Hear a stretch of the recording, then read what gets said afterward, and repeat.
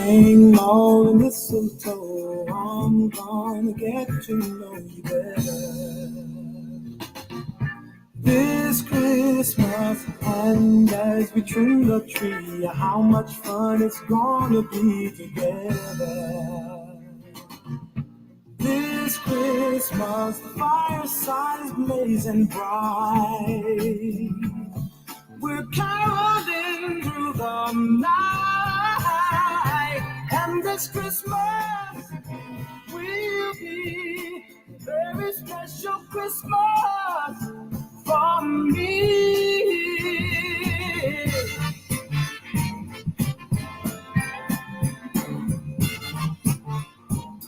Hey, what's Shake a up? hand, shake a hand, yeah. And it's Christmas. Yeah. Shake a hand, yeah. That's my part. What's up, y'all? Welcome to Sports After Dark in the early hours. We are back with another morning show, and shout out to my guys, Young Heavy, C. Lou, for being in the building. Always just willing to audible for a sister, because I be like, come on, y'all, let's run a morning show tomorrow. You know what I'm saying? This is Sports After Dark. We do after hours. But these morning shows been kind of lit. So I was like, let's run. Sports After Dark, early hours. Early hours. We run in the early hours. So we appreciate y'all for being here. We appreciate y'all for tapping in. Please make sure that you like right at the bottom, subscribe right at the bottom, share the YouTube page, people. This is a movement, and you don't want to be late on the train. I'm just letting y'all know that now. Like, when we blow up, don't show up. Be here already with us, people. You know what I'm saying? We appreciate y'all. We appreciate the community. We appreciate the support. Make sure that you guys are also subscribed or will follow the Twitter page, Sports After Dark. Make sure that you're tapped into the community. Make sure that if you're going to any of the football games this weekend, if you're going to any of the NBA games, Christmas games coming up, you don't have your ticket yet, go to SeatGeek, y'all. Use the Ashley Baker SeatGeek code. It's going to give you $20 off of your order. Like, I'm trying to help y'all save money in this Christmas season. And while you're doing that, let me give you, when you save that money, that same money that you save, go to the Twitter page, click the link where you can buy one of the Sports After Dark hoodies with the money that I just helped you save.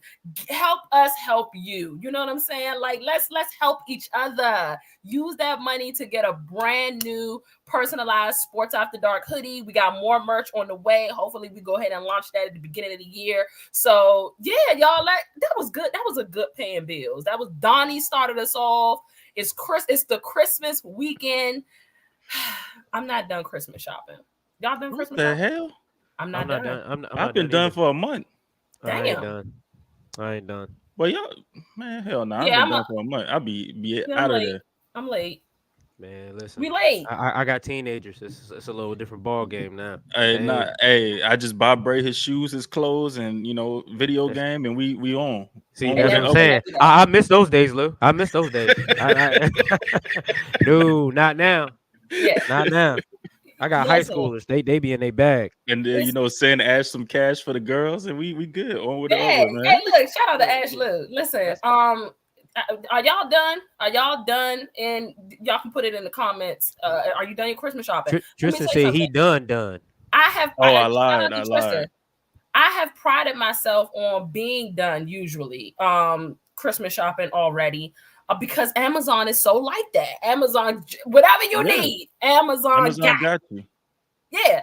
I fumbled on Amazon this year, though. I'm not going to lie. I kind of fumbled on Amazon this year. So I might be in the malls. I'm actually going to the store after this show because I got to get my kid. Yo, that's wild. To her I'm going to be in the malls for sure.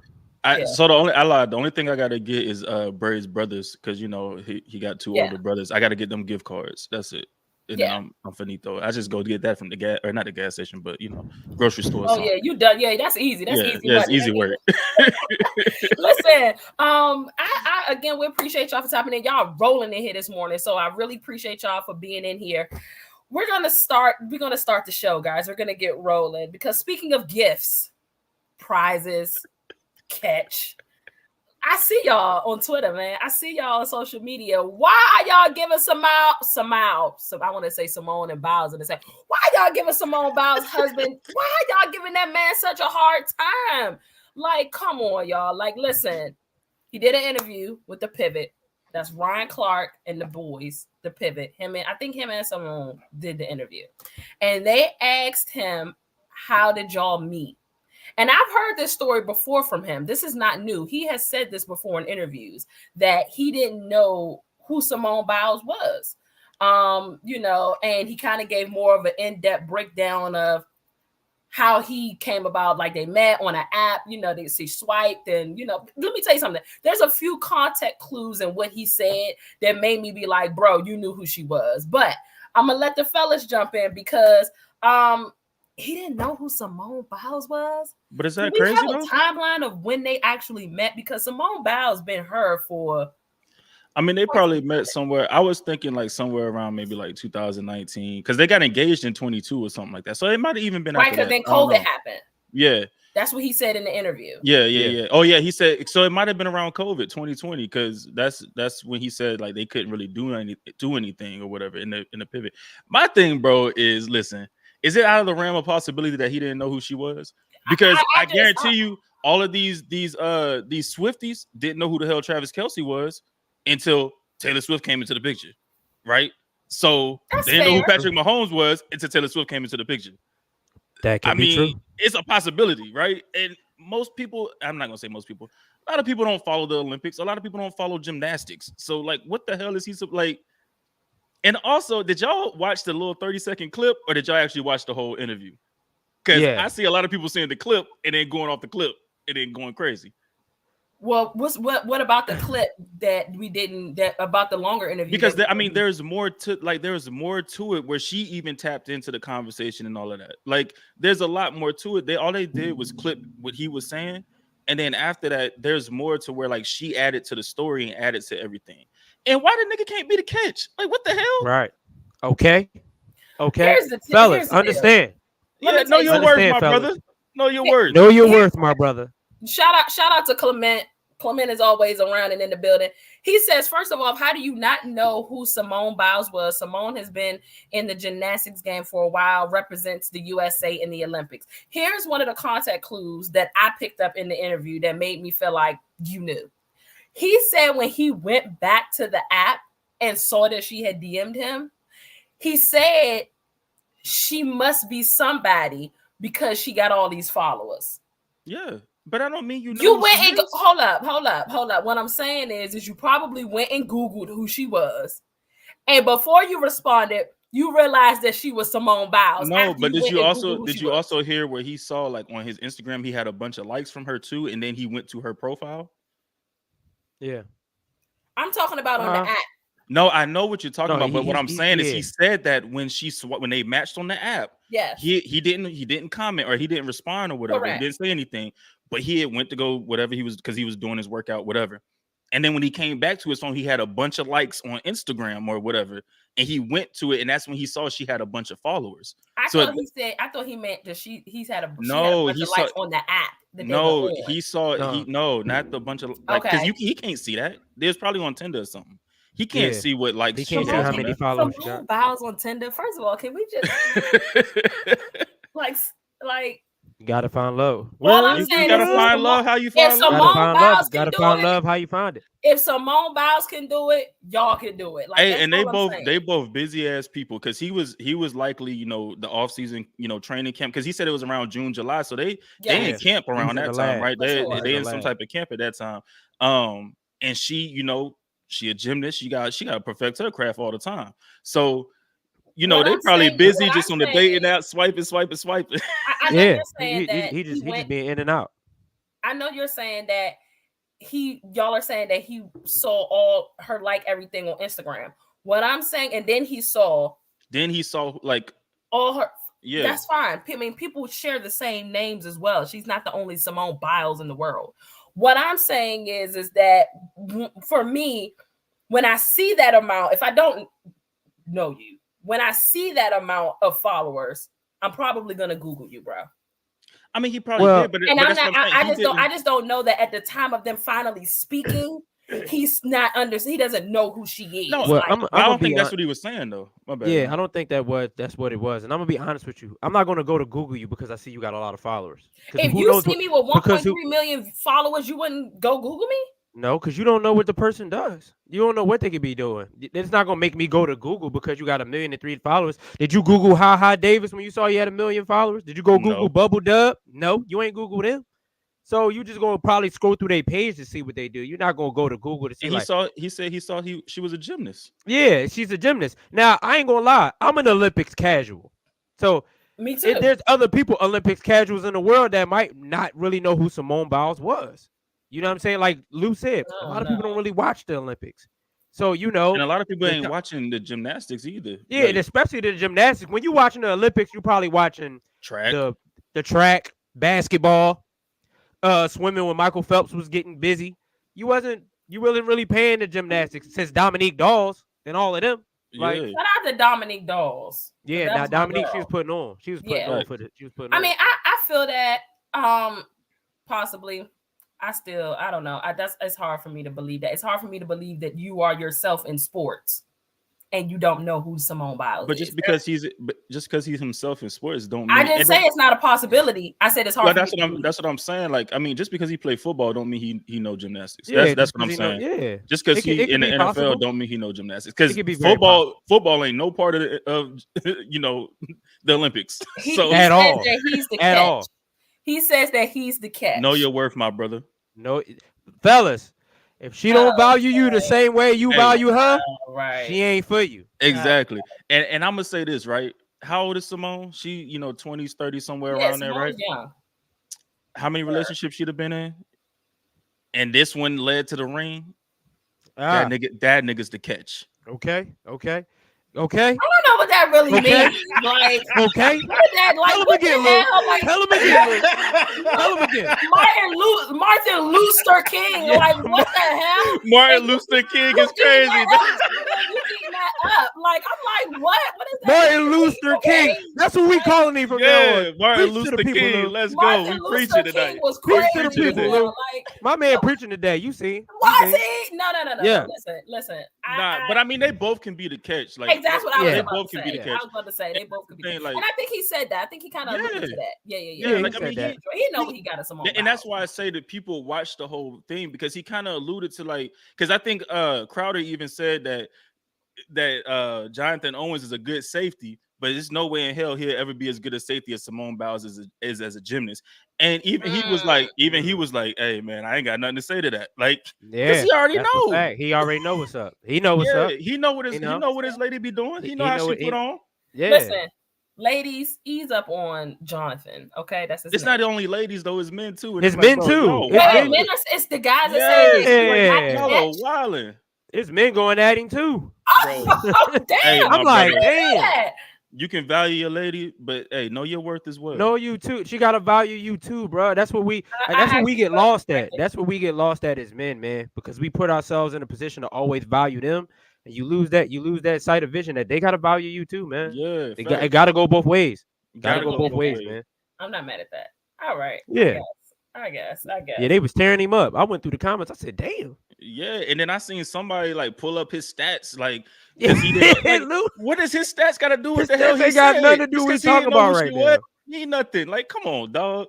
Tristan said, I'm with Ashley on this. People don't watch golf, but you know the name Tiger Woods. People don't watch tennis, but you know the Williams sisters. Yeah, but can you name me any other big name golfers either?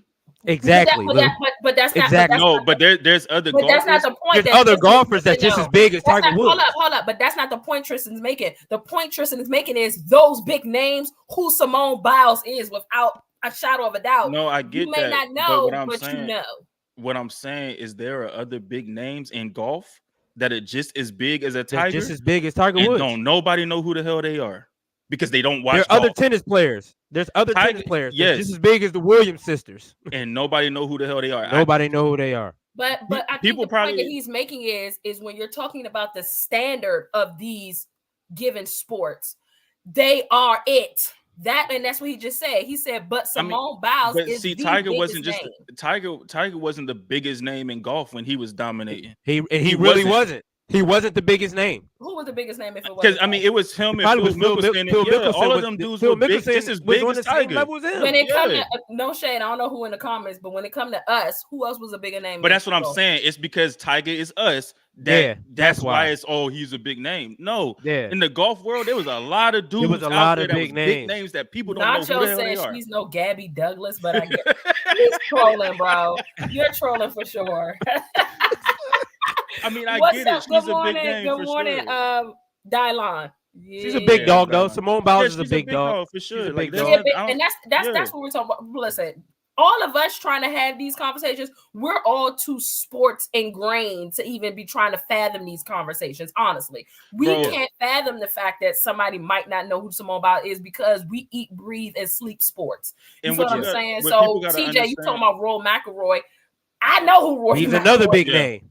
You feel another big name. But also to the point with Jonathan Owens, right? When she was doing her thing in the 2016 Olympics, again, that man was probably in fall camp in college because I think he was still in college at the time.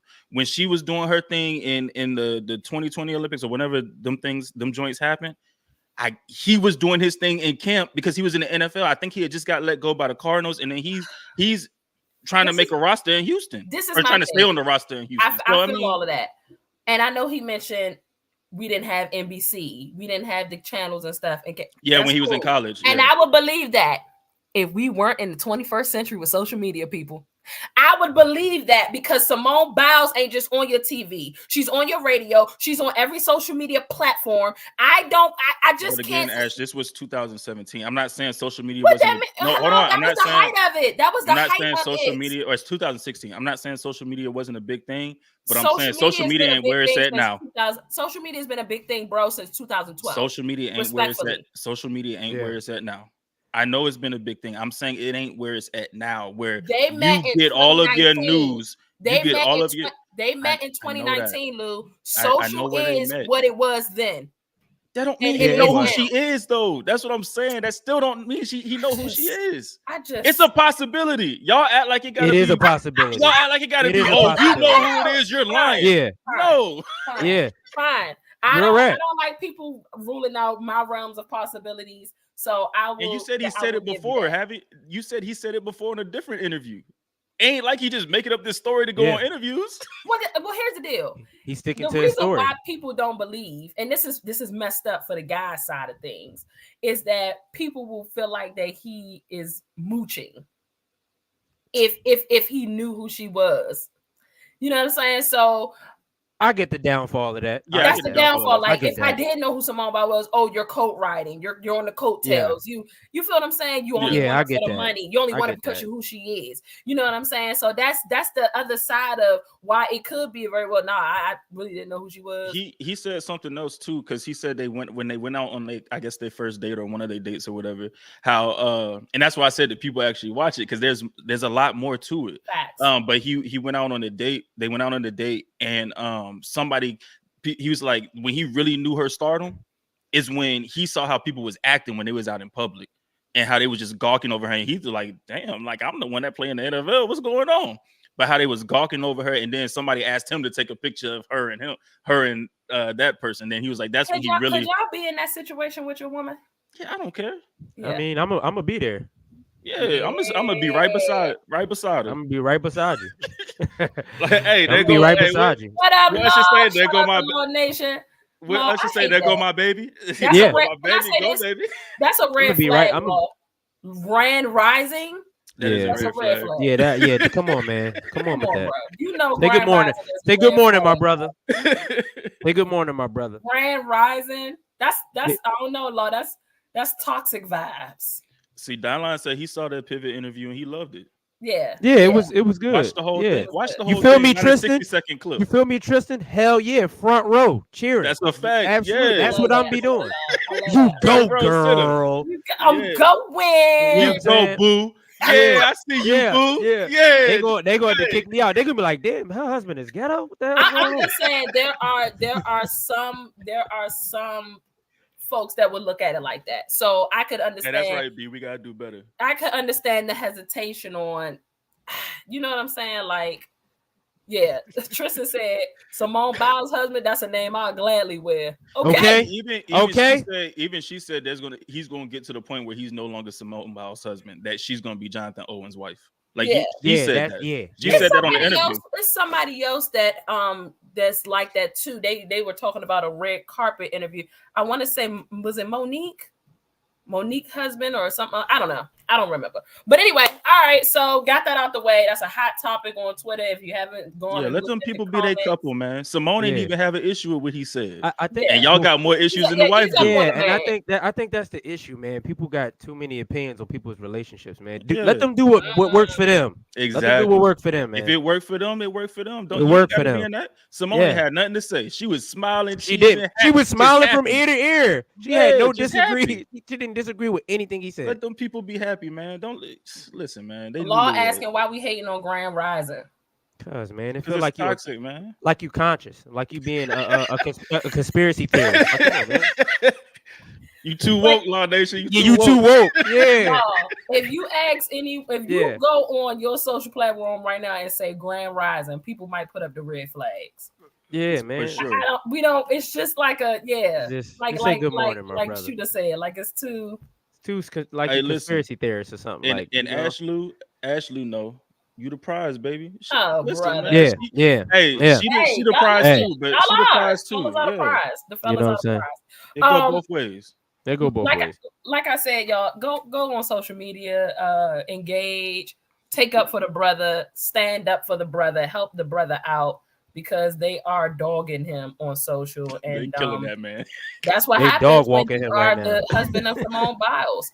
Let's move into some football because we gotta pack a little slate before we gotta roll out. Let's move into football, people. Listen, I saw an interview from this morning. Just scrolling, and Get Up, ESPN. Shout out to Mike Rainey and all them over on ESPN. Your boy Bart Starr, who I just don't care for Big Bart at all in any capacity. Bart Starr says that the Dallas Cowboys are front runners, and when you punch them in their mouth, they fold.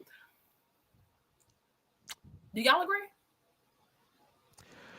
Y'all taking way too long to answer this question. I mean, there are some accuracy to what he said. That's the narrative he's saying. When teams get really bullyish with y'all ain't the team that y'all be looking like when teams really punch y'all in the mouth. Like sometimes when teams really punch y'all don't punch back.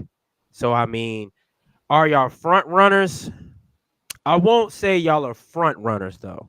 I won't say that, but I will agree to the point where when y'all go up against some teams that give y'all a punch, y'all sometimes don't Bart punch. Scott, Coach Bart. It's Bart Scott. I said Bart Starr. You said Bart Starr. Yeah. Oh, you damn. said Bart Starr. It's Bart Scott. My bad, Bart. Big Bart. Yeah.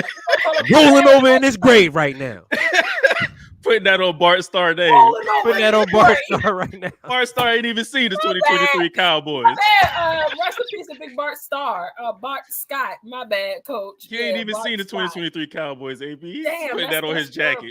That's crazy. That's terrible. Okay, Bart Scott made those comments. So you said that when we get punched in the mouth, we don't tend to punch back. Yeah. Okay, so I agree. I'm not mad at his narrative in any capacity, and it's not to an extent. Y'all know me. I'm a very cautiously optimistic Cowboys fan. And I'm from, like, y'all got to show me better than y'all could tell me. And so he's right. You feel what I'm saying? Like, when these teams tend to get physical, this is not just this season. This has been a recurring theme for the past 4 or 5 seasons at this point. When we see physical teams, we get smacked and we get punched on, which is why I personally, I've said this on Law Show. Make sure y'all go follow Law Nation. He's in the comments, especially if you love some really, really great Cowboys content, not no delusional head in the cloud type vibes. Like this is what we do. Follow Law Nation because he's lit. He always putting on for Sports After Dark. So we appreciate you, Law. But I always beg for physicality. Like I need us to be. That's why y'all been seeing me be real hype when I've been seeing like Zach Martin take up for his quarterback and seeing Fergie do the things he do. Like that shows a level of toughness, and that stuff can make its way throughout games and make its way throughout locker rooms and you know, stuff like that, and probably be your mindset when you go up against physical teams. You know what I'm saying? So I'm not mad at Bart Scott. I'm not mad at his notion. I kind of agree with I agree with the narrative. Are we front runners? They haven't shown me any reason to think that they aren't. They haven't shown me that they're not front runners to the 49ers. They haven't shown me that. I'll ask you this: if y'all beat the Dolphins, will you think that eliminates y'all being front runners? You think that would eliminate that conversation? Because y'all are going to Miami. Y'all told me that Miami's not a physical team. I didn't say they wasn't. Just because they're not a physical team, don't mean that they're not a good team. The Miami is a good team. They're 10-3, I believe, for a reason, right? Yeah. But I think what their issue is the physicality part of it. Because like we saw with the Bills, we saw with the 49ers when those teams got real physical. I can't really hear you, Lou. Oh, you can hear me? When those teams got really physical, like you know, they kind of tuck their tail. And they let the game get out of hand. So I think that's where they really comment on like the front runner thing. Like they can't really get with the physical teams is the thing. And I don't know. I mean, I don't know if I agree or disagree, but I said it. I mean, I said it when we did the show the other day. When teams punch y'all in the mouth and they show y'all they can out physical y'all, it's kind of like y'all just be like, all right, yeah, we ain't about that life. We ain't about that action. Yeah, we're going. I mean, not every team can be physical, but that's where you got to find your identity. That's a fact. You got to find out who you are. Like the Dolphins don't try to be physical. The Dolphins be who they are. At all. And that's the thing is, the Cowboys could be though. The Cowboys could be though, because they got some dogs on that. They got some dogs on that defense. They got some dogs on the offensive line that could bring that out, like where they could be that type of a team. So I don't understand what it is. Maybe it's a mentality thing. I don't know. It's a psyche. I don't know. But they got some people on there that could bring that out of them. You know, because Michael's a dog. And I thought in that Bills game when you know stuff was going down, I thought, okay, y'all getting physical with these boys, like y'all getting right back physical, and then it just like got out of hand. Went downhill. It went downhill. Carmelo says there has to be a level of consistency. Can't be good one week and then get put on the hub the following week. Respectfully, we went 5 straight games of not being put on the hub. So don't say it's been. I don't like. Let's be honest. For the most part, for this season, Dallas has been consistent. So I don't agree with that, Carmelo. I only know one Carmelo, man. I'm not gonna hold you. I only acknowledge one Carmelo. I'm just saying. You know what I'm saying? That's crazy. That's crazy. I'm joking with you, Carmelo. I'm joking. But no. I agree. That's a fact too. I hear both ways. Tristan said, I don't like how Michael Parsons disappears in moments when you need him to close. I don't know how often that is because we've seen plenty of times when we need Micah. See, I just want to make sure that I was going to say before we make these kind of comments, Tristan, you my boy. I just want to make sure before we making these kind of comments that we have more than just one game to go off of. Well, no, I was going to say when we need a big sack or when we need a stop, it is almost and it's a defensive situation. It is almost always Micah. I was going to say when it's mostly when teams take him out of the game, like when they run directly at him and take him out of the games. That's when you see him kind of not tuck his tail, but that's where you see him kind of get like pushed to the side. Yeah, but like but that goes to the thing too, as far as not necessarily the front running, but like when y'all have a lead and y'all need to make a play to stop the other team from scoring to secure that lead and to secure that victory. That's when you see Micah show up. For sure. I don't know if I have seen him where y'all don't have a lead and y'all are playing from behind and y'all need that. And y'all need Micah to make a play. And y'all need him to be that generational pass rusher that everybody says he is. Yeah. I don't think I have. I don't know if I've seen that. Y'all don't think that and I understand this happens with the best of them, but y'all don't think that the constant non-calls has anything to do with it? Because like what, holding? Quite often Micah is double or he's held. And shooter, you know the woes because they do it with Nick Bosa. You feel what I'm saying? Like constantly. So I'm just wondering, like, And at this point, it's pretty blatant. Now, I'm not trying to blame the officiating, but we're not going to act like officiating doesn't play a part in these games. We've been talking about this all season.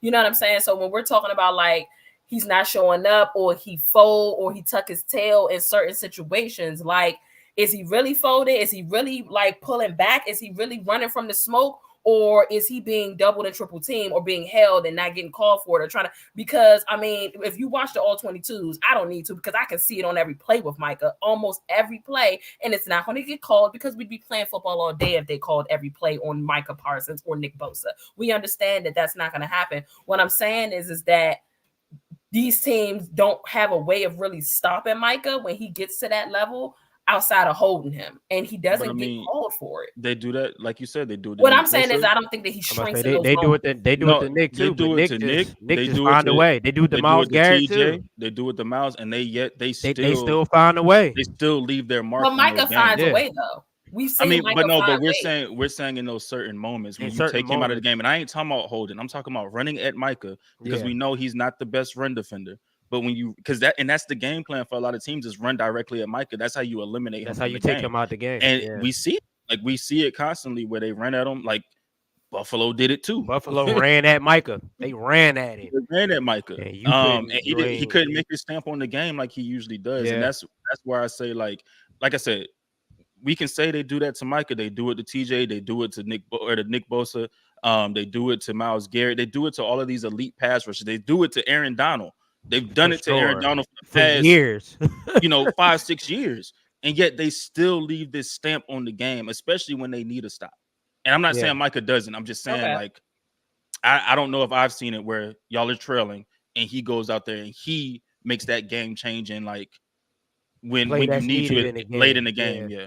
I've seen him recover fumbles, take them to the house. You're in the comments, and y'all know my memory sucks. So Law could probably bring up a couple of times this year. Yeah, I mean, where I've seen us in situations where maybe we're not necessarily trailing, but they're on our heels in some capacity. A team may be on our heels in some capacity, and Micah is the one. But that's what I'm saying. I've seen that. But we've seen that. But he talking about that y'all are winning the game. They're on y'all heels, meaning y'all are still winning the game. He talking about the opposite side where y'all are not winning the game, and Micah needs to make a play to flip the board. Whether it's a forced fumble, a big sack, or that's what. And I've seen him take fumbles back to the house. I'm not saying that because I've seen him do that, but I'm saying in that pivotal moment. Did we see that in the Eagles game? Y'all were beating the hell out of them the whole time. Are you talking about the first one? I don't remember. I don't remember. Look. Yeah. I think Micah got a stop on Jalen in that game.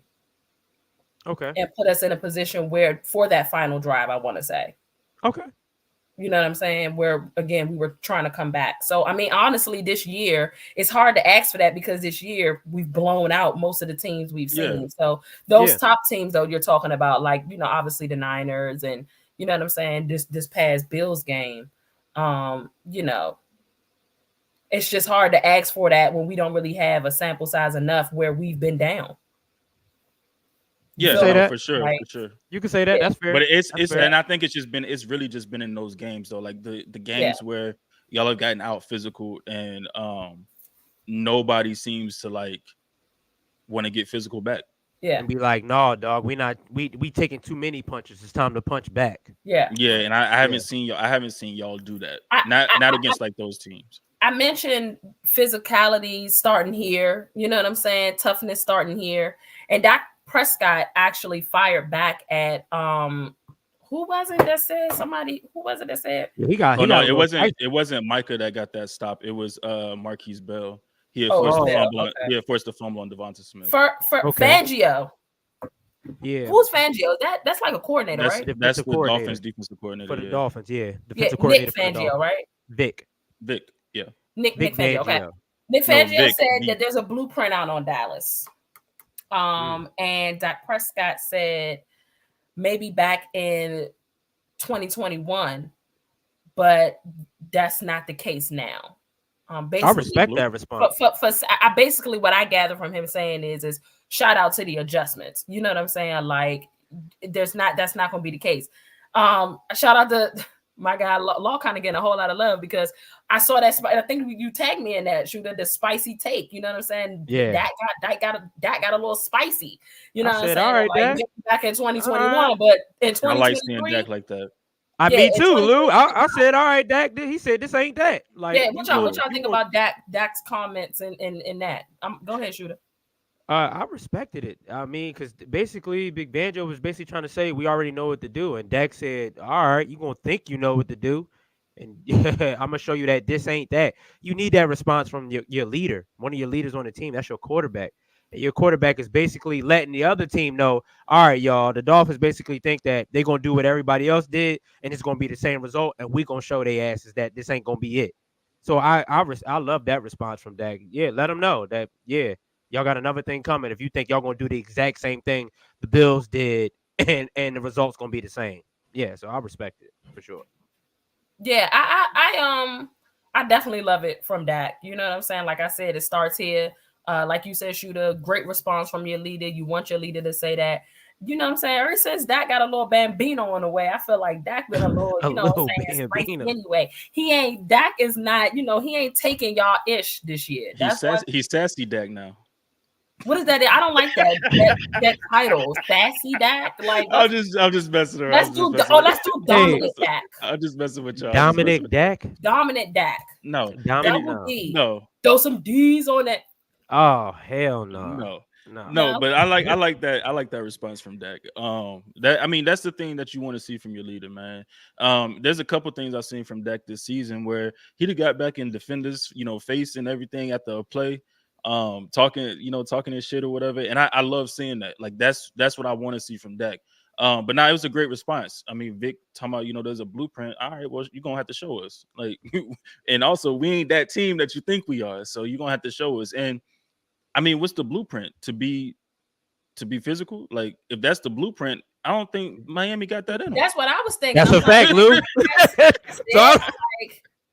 I don't know if that is the blueprint. They're not a physical team, so what the hell y'all gonna do to try to expose? Well, maybe he's talking about in the sense of like running the ball. I mean, it could be. Well, Vic's a defensive coordinator, so he probably sees it. Sees what the offense is doing, and probably thinks like there may be a blueprint on the offense. Which I mean, he could be right. Like he could be right in that, because every offensive coordinator has their like stamp and has their nuances that they like to do, that they like to script up and stuff like that. So Vic probably sees them like, oh, okay, that's the blueprint. That's the blueprint on how to beat y'all offense. But I mean, again, like if it's being if it's being physical, I don't know if the Dolphins can do that. Yeah, I don't know if they could do that either. But I mean, the Dolphins, they got some talent over there, especially on the defensive side of the ball. It'll be interesting to see Lamb and Cooks versus Howard and Ramsey. They got some studs over there. They got some pass rushers over there too. They can get to the quarterback. So it'll be interesting to see. Barely Chubb. It'll be interesting to see what Vic can put together. That's this Cowboys game, and obviously the 49ers and the Ravens game that has been getting so spicy in Sports After Dark on the Spaces. If you ain't heard it, go back and listen to it. Go to the Sports After Dark Twitter page. Listen to last night's space. Listen to Monday night space. It's getting chippy. I feel like both teams scared for real. You know what I'm saying? Because they just don't, they don't know. They want bragging right. They both a little nervous, but it's definitely starting to get chippy in the faithful and in the Flock Nation towards each other. And that argument was mid last night. Huh? So the argument was mid. You were playing Call of Duty. How did I heard the whole thing. What? Listen, both of y'all. We heard. Hey, we were saving the virtual world. Busy. We was getting busy. Okay, we were staying on business. Saving the virtual world one day at a time. You know what I'm saying? Two dubs back to back. Outside of those games, because obviously those are the games of the weekend: Cowboys, Dolphins, Niners, Baltimore. Yeah. What other games are y'all? What's one other game you looking forward to? My game. Your game? Oh, because y'all played. They got the Falcons. Why are you looking forward to y'all playing the Falcons? That's a bye week. Nah, that's the thing. Y'all say it's a bye week and then we go out there and get smoked. That'd be crazy, right? Let me tell you something. Let me tell you something. Y'all might lose, but you're damn sure getting smoked. I know we're not getting smoked. You're not getting smoked. Desmond Ridder is trash. I'm looking for no, but he's not playing. Taylor Heinicke starting. Oh, y'all might get smoked if Heinicke play. Nah, man, we lost to Heinicke. We lost to Heinicke last year by 1 point, and that's because we had a bunch of offensive. Big Heinicke a little different. I don't know, man. Big Heinicke a little different. No, you gotta put some respect on Big Heinicke's name. I'm just saying. Anyway, but now I'm looking forward to my game just because it's another one of those things where the Jaguars, they probably are likely without their game manager Trevor Lawrence.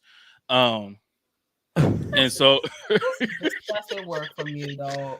He's disgusting. The Texans are likely without CJ Stroud on Sunday as well.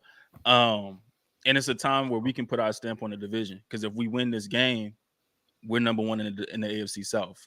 Ooh, so especially if the Jaguars lose. Yeah. Did you? Here's what's crazy about the season, just to give y'all an idea of how long the season is.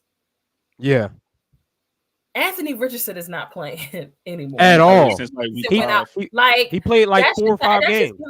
That's just giving you an idea of how long the season is, and the fact that y'all are still in contention to win the division when we really thought that, this is probably this is the Jaguars' division to lose. You know what I'm saying? And they lost it. I mean, they losing it. They losing it. It's them. It's definitely them. It is definitely them.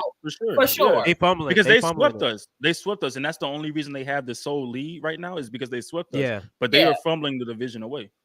They fumbling I don't want to hear nothing about way. I don't want to hear nothing about injuries. I understand, the game manager is out and everything. Ours been done since week 5. And we've been playing with Gardner Minshew. I'll say this, Lou. Lou and fiance. If the Jags lose this game, I don't think they make the playoffs. I don't think not even as a wild card. Nope. You got too many. You got too many teams. That the Texans will jump in. You got who else is 8 and will be 8 and 7? The Bills. I don't think the Bills. I don't think the Bills will jump in. Respectfully. I don't think they beat them without CJ Stroud. Yeah, I think the Texans lose. Stroud don't play. I don't think that they beat them. Yeah, I think the Browns beat them too, but the Jags will be struggling. I don't think they make the playoffs. So they need this game. Clement said he's looking at Houston and Cleveland at Houston.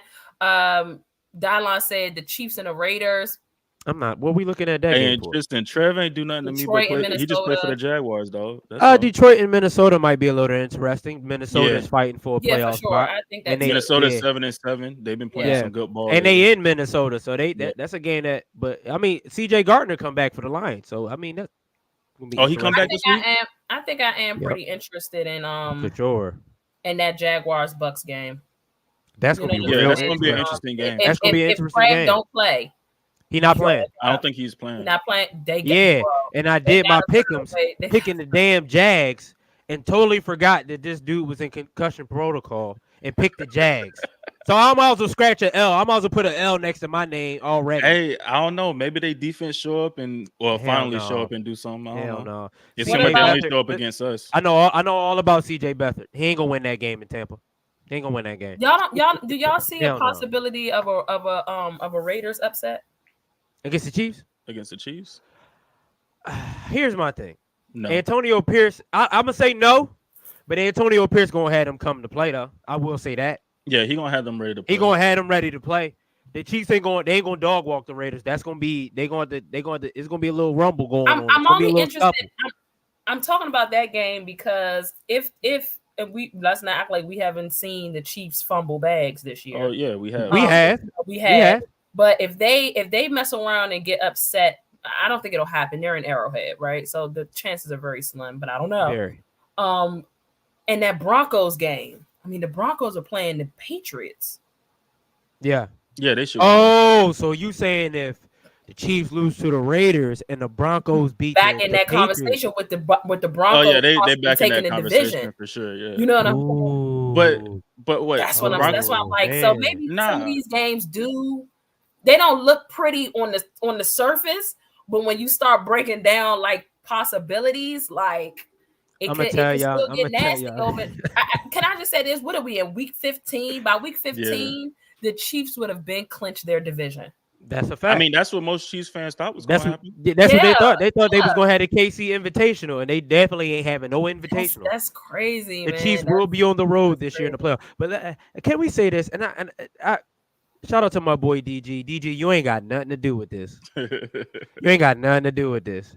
But if the Chiefs lose to the Raiders and the Broncos win that game, to just look at what the discourse is going to be on Twitter between Chiefs Kingdom, I'm here for every moment of it. Yeah, because I'm here for every y'all moment struggling. of it. Y'all don't know how to work as a unit in Chiefs Kingdom because y'all kind of go at each other. What? It'd be a whole war. Y'all gotta go at the haters. Y'all, they was going at each other. I'm like, whoa, you can tell they a new fan base with newfound success. The Chiefs would be 9-6 and the Broncos would be 8-7, right? The Broncos are 7-7 right now. The Broncos are 7-7 right now. Yeah, because they lost last week. Oh yeah, they lost last week. So they'll be 8-7. And that's another divisional loss though for the Chiefs.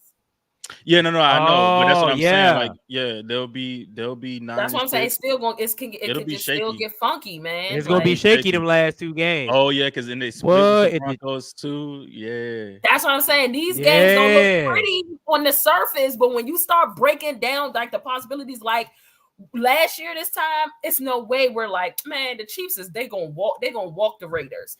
But now this year we're like, we don't know. We just don't know. We don't know. Because we ain't gonna lie. We gonna keep it real. Like they pulled away from that Patriots game, but like the first half of that Patriots game, that joint was a little shaky in New England. I said he's gonna bring them to play. Like y'all say, I don't know if they actually playing spoiler because they 6-8. Like something. Right, because they're not mathematically out. The Raiders 6-8. Oh, the Raiders aren't mathematically out. They're not playing spoiler. That's true. They trying to win. They trying to get in. They trying to get in. Yes, it's not playing spoiler for them. They really like they're 6-8. They right now they're the 12th seed. So that's what I'm saying. It's crazy. Again, these games may not look pretty on the surface, y'all. But these are some big games this weekend now that we're kind of like dissecting it. So make sure y'all are tapped in. I got to use this last like 20 minutes of this show. We got to talk NBA. We have been so negligent of the NBA, and we sorry. This is Sports After Dark. This is not just NFL After Dark. We like to talk all sports, and we are coming up on the Christmas game. This is the official start of the NBA season for a lot of people, such as myself. Where, St. Louis such a hater. Like keep that same nod when y'all walking into the Eastern Conference Finals. Go Lakers. Whatever. Anyway. NBA is trash doing NFL. Lake show. What? Let me tell you something. I will agree with that. The NBA just don't be competing with the NFL. Let me tell you something. Shout out to Lil Wayne. Lil Wayne sat down with Taylor Rooks and did an interview. And Taylor asked him who the next face of the NBA should be. And Lil Wayne said Ja Morant. Now, I'll say this. I 100% agree with Wayne, and that's why I'm pissed off with the things that have transpired with Ja Morant. Because it was literally lining up for you to be the next face after LeBron, which is a hell of a face to follow up. Okay? But it was Ja. They wanted it to be Zion. We'll get into Zion a little later. Zion, whatever. Y'all know I got an accent. I'm calling that man Zion. Hey, Young. That jump. Zion. Zordon, hear that. Zion. They wanted that to be Zion. But it's obviously the last few years, it's just been Ja. Ja just came back from a 25-game suspension. I love y'all's comments on Twitter. The NBA, like Adam Silver wrote the hell out of the script. The game winner, they was down like 24, I believe. And Ja came in and turned the Grizzlies up. Call 12. I love Ja Morant. That has been my dude. I have loved him since he came out. I agree. I think that the next face should be Ja Morant. But do y'all agree with Lil Wayne as well? I agree. I agree that Ja Morant should be the next face. He it's all about the culture, how you can capture the culture. And Ja Morant does that. You know what I mean? Before the little incident, he had everybody doing a little gritty and all of that. Like Call 12 is a party in my city. You know what I'm saying? Like he gives off Allen Iverson. That's what he gives off to me. He gives off this generation's Allen Iverson. And if a lot of y'all that was around that time and era, Allen Iverson was a face of the NBA, and he was because of the culture. He had everybody wearing the braids. He had everybody wearing the sleeves and the headbands and all of that. Ja has his own way of gravitating capturing the culture. So I believe that. I believe that he could be the next face of the NBA. Because who else you gonna put? Giannis? No. Who else you gonna put? Well, Clement Luka? said that No. Giannis is the face of the league right now. Hell no. No, he's not. Giannis is not the face of the league right now. Okay, so I know we talking about the next face, and Lou, who's the face right now? It gotta be still LeBron. It's still Brian. I think it's LeBron in my opinion. Right now. Who else you gonna put? Giannis? Hell no. Steph could go up there. Or Steph, yeah. You could put Steph. Steph is another one. But it's like they're the poster boy. Like they're the poster boy of the NBA just because of it's clean rap sheet, man. Like that's the thing too. That's right, Lou. The clean rap sheet. They ain't Bron and Steph ain't getting to no trouble. They ain't been in no trouble. So there's been no issues with them. PLT said that it'll be Ja or Ant Edwards. Oh, Ant-Man. Ant definitely. I'm not mad at Ant. I'm not mad at Ant. I mean, he had some recent trouble now, though. Y'all don't think that Wemby got a case? No. No. I mean, look, the thing is they try to. I mean, the thing is I think the big thing for us is having that American face. And it's nothing, it's not an issue with the international players, but I think they have a harder time becoming the face of the NBA because, like, you have Luka, who's a star in his own right. You have Giannis, who's a star. Wemby, he may be a star. We don't know yet. But the thing is that I think for the NBA, they push that American superstar.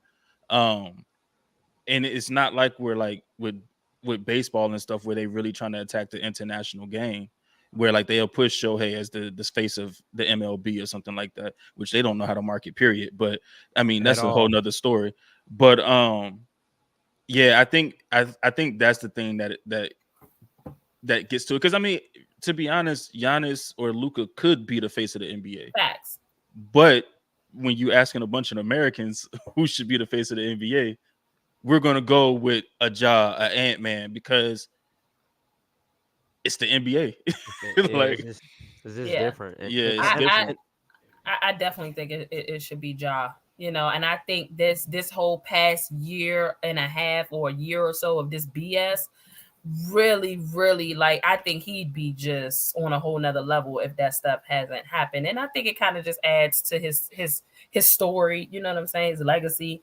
Hopefully, like somebody said in the comment, that he has matured and gotten better. Ant Edwards. Yeah, I mean, I think right now too, like with the I just don't know if he's on a team with enough relevancy being the Timberwolves. He's not. He's not. He would be a face. Yeah, but that's what I was going to say about the NBA, where like I think we're in this weird point where LeBron is fading out because he's getting up there in age. Yeah, and we're in this weird point in the NBA where we have a bunch of young superstars. Yes, and so it's hard to really pinpoint who would be the face because everybody was like, "Who's going to take over after LeBron?"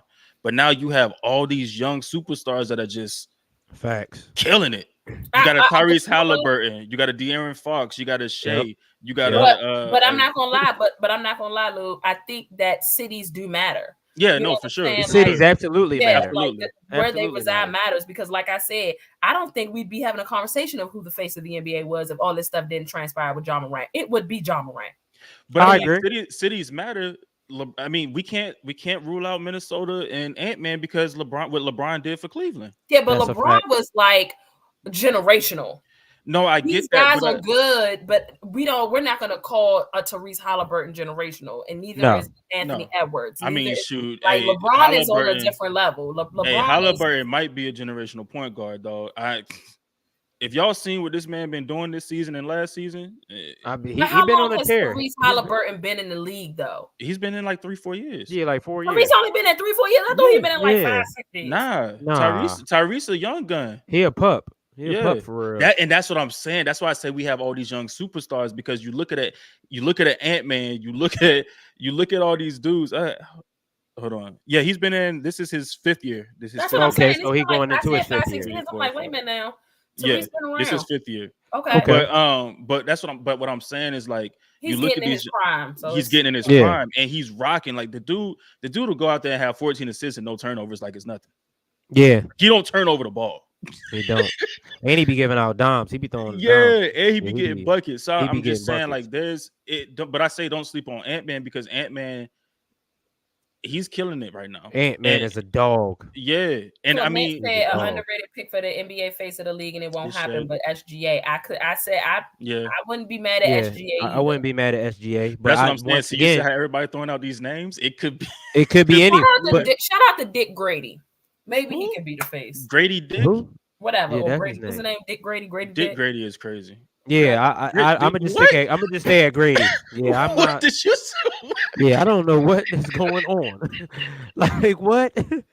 Y'all know who I was saying, Big Dick. Y'all know who I'm talking about, bro. No. Like pause. Y'all know who I'm talking about. But I agree with what Brian said. I think the market doesn't help them either. Like, you know what I mean?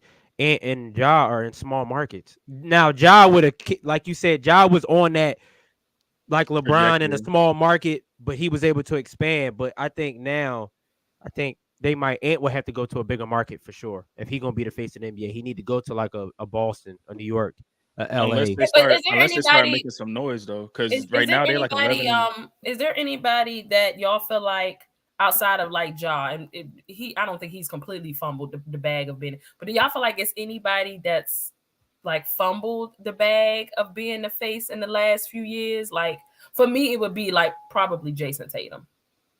Tatum did. You could say Tatum. Your man fumbled the bag too. PG. Paul George. For sure. He had a point in time where he could have been the face of the NBA. He was. He had a point in time. He wasn't, but he had a little window where he could have became that. You talking about his Pacer days? And OKC. Like Pacer, OKC vibes. That was his little window. Was OKC? OKC was what? 20. Was that 20? The bubble. The year? No, the bubble. That was before the bubble. Yeah, it was like. Was that the year Russ won? What was that year? I don't think he would have ever been the face of the league because you're dealing with the likes of a Steph, KD. That year they was talking about Paul George getting MVP with OKC. That year he was talking about Paul MVP talk. It was the year before the bubble. It was the 2018-19 season when he was he had it and going crazy. I don't think going crazy that year. I don't think he could have been the face in his OKC days because again, that was when KD was linked up with Steph and them in Golden State.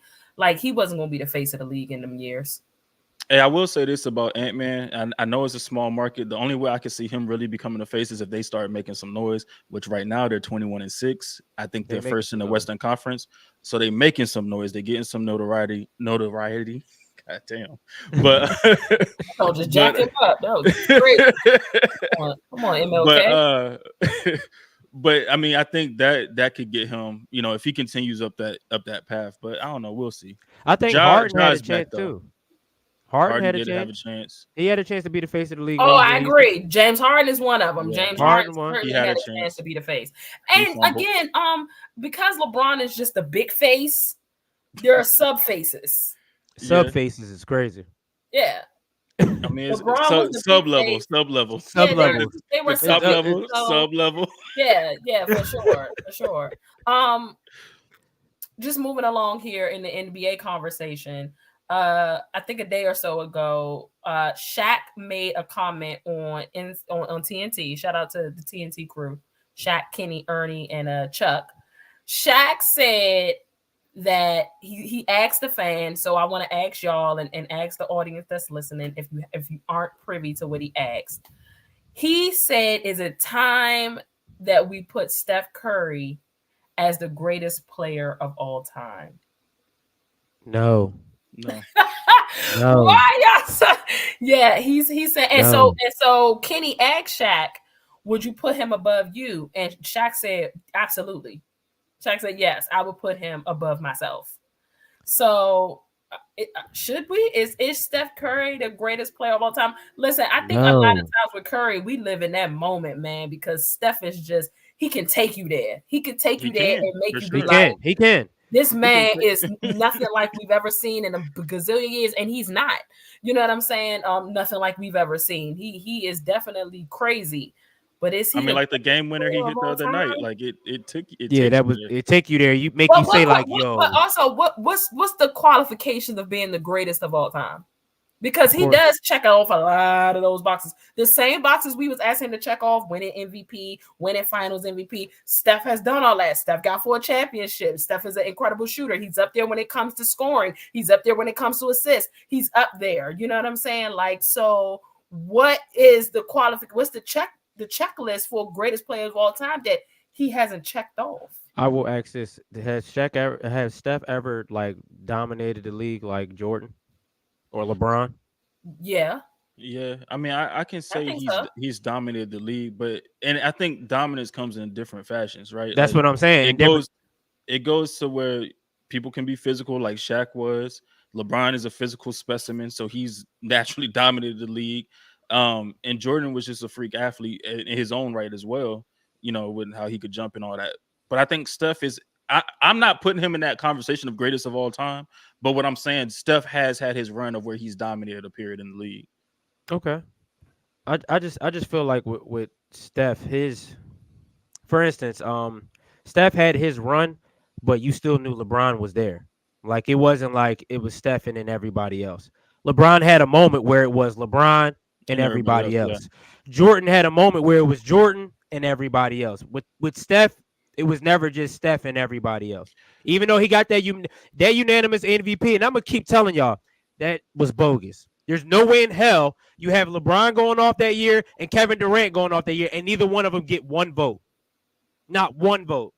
And LeBron, and by the way, the year Steph won unanimous MVP, that was the year y'all went 73-9 and lied. Y'all lost that. Shout out to the handle 73-9 and lied. That's kind of crazy. But I mean, I'm gonna say this, right? With you saying like Steph had a period, but you still knew LeBron was there. LeBron had his period, and Kobe was still there.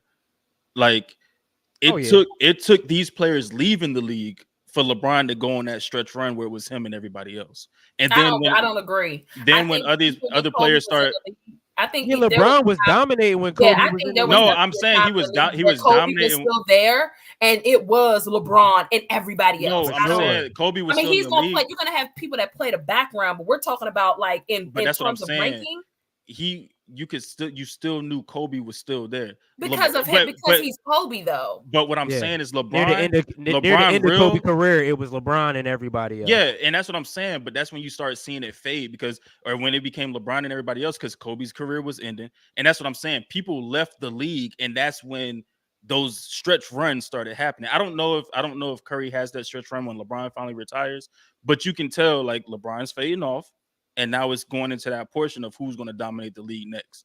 And now even with Jordan, like him coming in, and then once he started going on Jordan and everybody else, Larry was leaving, Magic was leaving. Like all of these dominant players that was in their time started retiring, leaving the game. And I think I think it could be said that way, where they didn't have to it wasn't really that much left competition when they started really running the league like that. Do y'all not want to put Joker in this conversation? As what? Greatest of all time?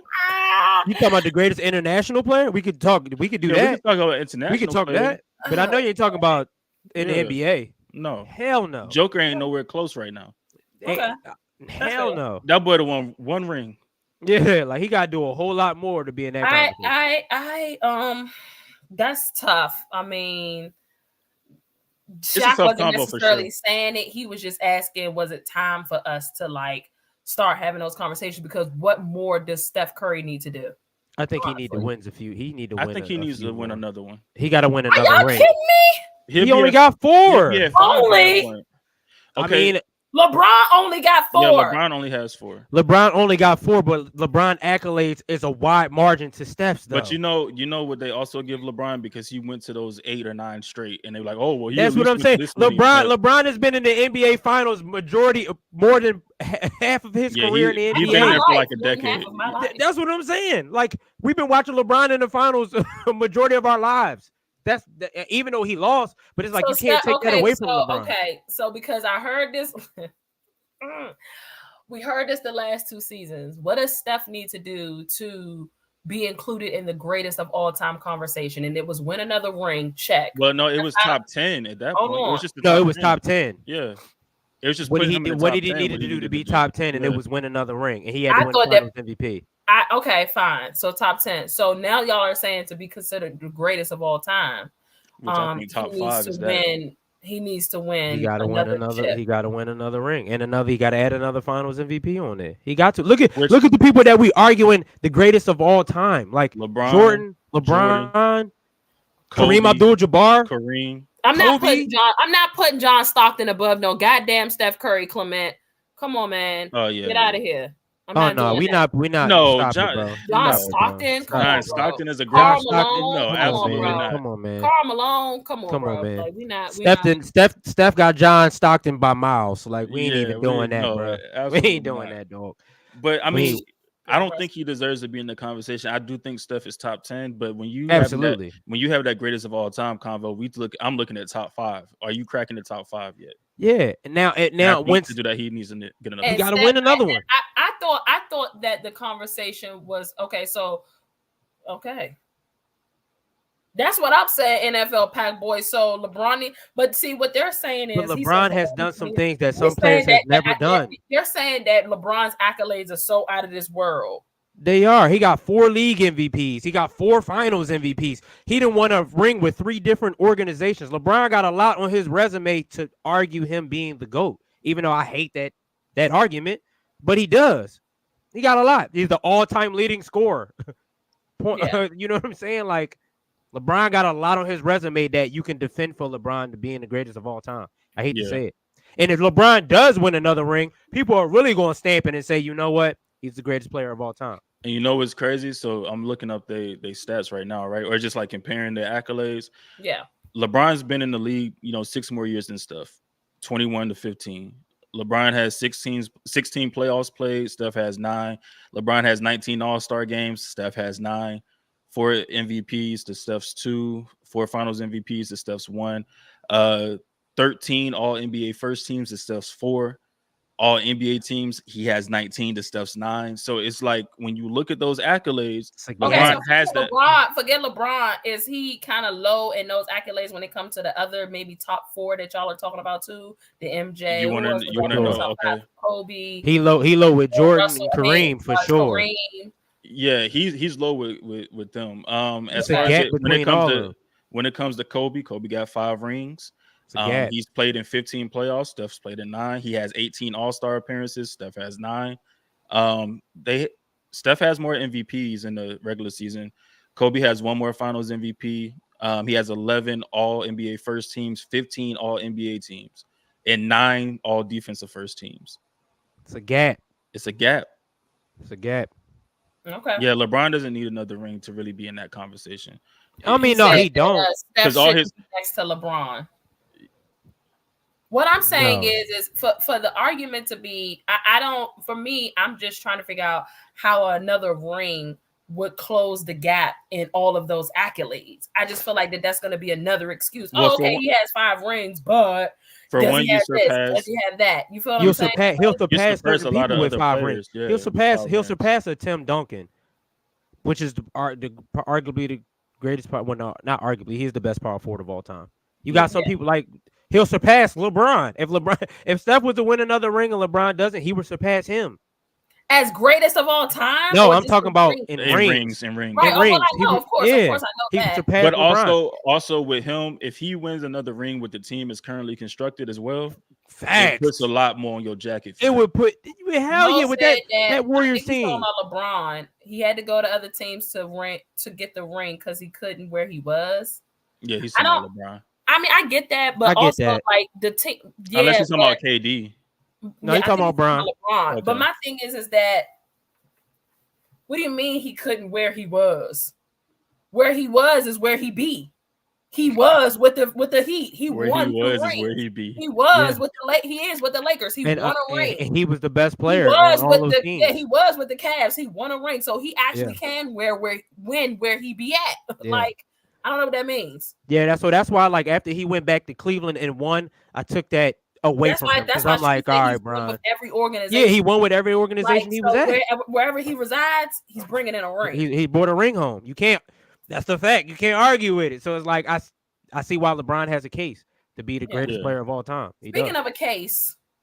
Oh man. What you about to bring to us? Back. Moriah Mills is back. Oh hell. Moriah Mills is back, man. Poor Zion, bro. She's back. Allegedly, apparently people on social media are saying that he paid her off to go away.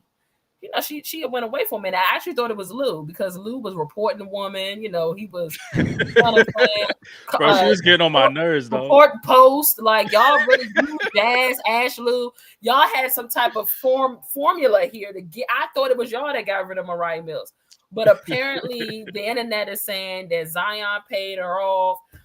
She's saying that his publicists and stuff keeping her name in their mouths. She's saying that Zion is fat. That he's not going to be in the league in a year or two. He need to lose some weight. She's happy where she is. Moriah Mills is back, people. Apparently, whatever she was paid off just wasn't enough. Y'all got any comments? Any final comments on this? Because we rapping. Anything on Moriah Mills? I'll say this. For one, I did notice that the Pelicans was able to make Zion's contract not guaranteed for the rest of his contract is not the last guaranteed 3 years. The last 3 years. Correct. So the part of him not being in the NBA no more, he's at a position now where he's a possibility that he won't be making that same type of money no more if it doesn't work out in New Orleans. Moriah just trying to be relevant again. She's like, you ever had one of them friends in school that couldn't really tell jokes? So they just try to tell jokes because they feel disrespect. I'm like, that's why your back is big. It's one of those type people. And I'm like, Moriah, that's why you're fat and you need to stop drinking sodas. And I'm like, it's kind of old. It's old now. Like you just need to sit down somewhere. It's over. It's over. I mean, she didn't lie in what she said. He does need to get in shape, but it's like the pot kind of calling the kettle black. You got your body built, like for sure. A build a body. Yeah, build a bare body. Yeah, you got your body built, and it doesn't look good. So you can't really talk about somebody else's build up. How they're built because he didn't pay to get his body built. But do y'all think he does need to work out. New Orleans? No, I think he'll lose weight. I don't. Have y'all ever been to New Orleans? If he go to Miami, he'll lose weight. Have you ever been to New Orleans? Yeah. I don't think Zion y'all was see big the food at Duke. They done, man, baby. Let me tell you. Zion was big in North Carolina. Like he was big. He was big at Duke. Zion, big at Duke. In North Carolina. Duke is in North Carolina. He wasn't that big at Duke. Yes, he was. Yes, he was. Zion wasn't as big as he is now. Oh no, he's bigger now. He's for sure. bigger now. But what I'm saying he is, was big. He was big at Duke. Zion isn't one of those dudes that's going to slender up. I don't think he's one of those dudes that's going to be. He's a big guy. Like that's what he should be playing football. He shouldn't be on the basketball court. That's the thing. He has a football body, not a basketball body. A lot of people were saying that, Lou, that they felt like he needed to lose weight going into the NBA. They felt like he needed to. That's true. That's true. That he needed. Going into the NBA. Everybody said it when he bust out of his shoes. Remember his shoes? Because he was too explosive for his body and stuff. Like he shouldn't be that explosive. I think he'll lose the weight if he moves. I don't. I think if he goes to Miami, I think he'll lose that weight. Can you imagine having Zion? It's not a. Oh, you talking about to the Heat? Yeah, I mean, but they let Kyle Lowry walk around fat as hell. So I mean, I don't know. Like the hell, man. But the thing is, bro, like he ain't gonna change. He has to change his eating habits. Like that's what it is. It's not where he's at in New Orleans. It don't matter where he go. If he gonna continue to eat the way he eat and drink the way he drink, then ain't nothing changing. Miami just gonna cut him. Like they ain't gonna put up with that. Pat ain't gonna put up with that. Oh, okay. You come in here like this during camp. All right, we're gonna get you on a little regimen. If you don't lose now, you up out of here. Yeah, Pat ain't having that. I think Zion, and it'll be sad to see that because then they're going to try to call Zion like one of the biggest busts of all time. I could see that coming if he goes south and become like one of them players that's jumping from team to team and getting vet minimum contracts. It's like, damn, dude, you went from people thinking that you was gonna be the next big thing in the NBA, and now you hopping from team to team. Because the talent is there. It is. I agree. It is. The talent is there. He got a chance to be something crazy that we've never seen before at his size. This is. Listen, I'm obviously the only girl on this show, so I just be trying to speak from a woman's perspective and put y'all men on some free game. Y'all gotta stop hurting these women. Because when y'all hurt these women, they be coming. Y'all see. We just saw it. We just had 2 examples this week on this show alone. 2 examples. Now it's Moriah Mills. Earlier this week, it was Anthony Edwards in his situation. Y'all gotta stop hurting these women. They expose conversations. They exposing text messages. They be hurt. And I agree with BLT. She's certainly a clout chaser, but y'all gotta pick them better. That's just I agree. Pick them better. Y'all ain't doing a good job at picking these women. You feel what I'm saying? So I agree. They got to do their homework. Better make a woman can ruin your life. You know what I'm saying? She could be a man can be the downfall of a woman's life, and a woman can be the downfall of a man's life. So it go both ways. That's a fact. It can go both ways. That's a fact. These professional athletes with all this money and all this notoriety and all this, you know what I'm saying? Y'all have to do a better job at picking who y'all get the draws from. Get the draws. Got the draws. Got the draws. You know what I'm saying? GTD. What does GTD stand for? Got the draws. That's wild. Better job at that. Listen, we appreciate y'all for tapping into Sports After Dark early hours, man. We talked as a group, and we definitely want to do these as often as we possibly can. So we appreciate y'all for tapping in because y'all definitely be in the building. As I mentioned, make sure that you like, subscribe, share the YouTube channel, man. Make sure that you are following the Sports After Dark Twitter page. Make sure that you're in the community. Make sure that you go and buy a hoodie, people. The hoodies, the merch. We got more merch dropping at the beginning of the year. Make sure that you go and get the merch. It's on the Twitter page. The link is there. We post it so many times. If you're just following the Sports After Dark Twitter page, the Instagram page, the YouTube page, you'll be able to find the necessary links. And again, if you're heading to any games this weekend coming up, you buying somebody a present, you're doing something for the new year, make sure that you go and purchase your tickets on SeatGeek. Use the code Ashley Baker, all caps, all together, and you can get $20 off of your purchase if you are a new user. If you're not a new user, create a new email and you can become a new user and get that $20 off. We're going to be back Sunday night on the Sports After Dark Twitter Spaces exclusively after the Sunday Night Football game. Per usual, we are still up in the air if we're going to run Christmas night. So we'll let y'all know. If we don't run Christmas night, y'all might get a morning show from us Tuesday morning. You know what I'm saying? So we'll see how that, maybe, we don't know. We'll see how that roll. Y'all got anything before we roll out? Yeah, I want to say one thing, right? Somebody tagged me in a post.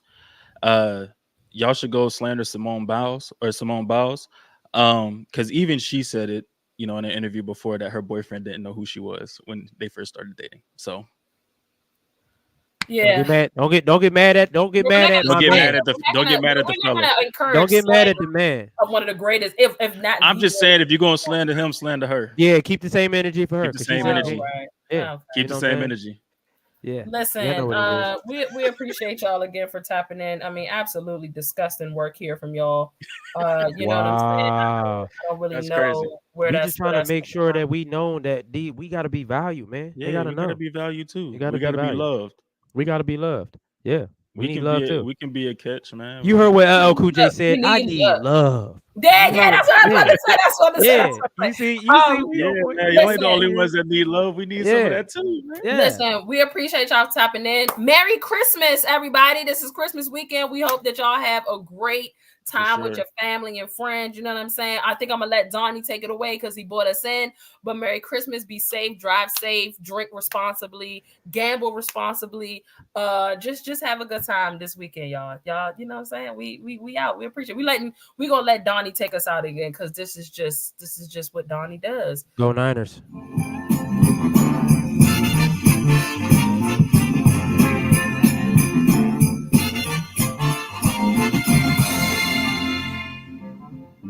Hang